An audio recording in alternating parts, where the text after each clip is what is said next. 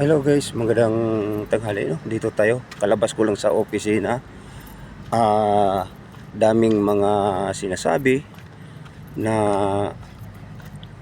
yung tungkol sa sahod ko, hinahanap daw nila ang DTR o ilan ang araw ang DTR guys, no?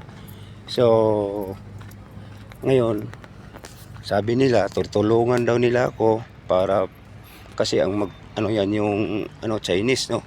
So anong klaseng tulong? Ilang bisis na ako nagbalik-balik guys, no? Kaya sinasabi ko dito, live tayo. So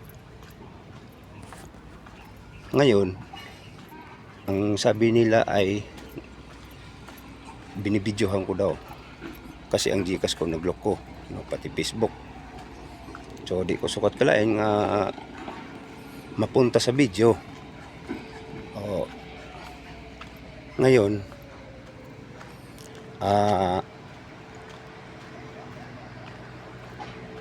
padala naman ko na uli ang pera doon kay Lucito. So mga kababayan, ang masabi ko, kayo nang maghusga. Yun ang sinasabi nga plug control, no? Yung nakarang araw, pinagpakita ko sa inyo na so sa gumagawa pa kami o kasama pa ako doon. Yun ang sinasabing plug control, no? Double purpose na sinasabi nga ay nga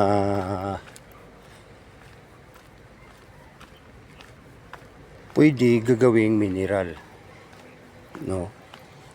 Pwede gagawin kung sakali may mga trahedya o tubig nga galing sa Agat Dam, doon dadaan ang tubig, no?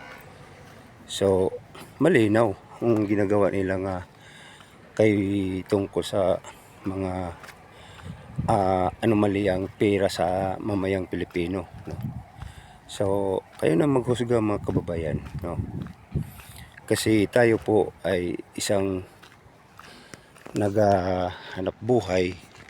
So anong dahilan nga sila naghanap ng tao para may magiging katulong, tapos walang dahilan nga tinatanggal, no? Tapos ang sabi nila mga kababayan ay nagmakaawa daw ako.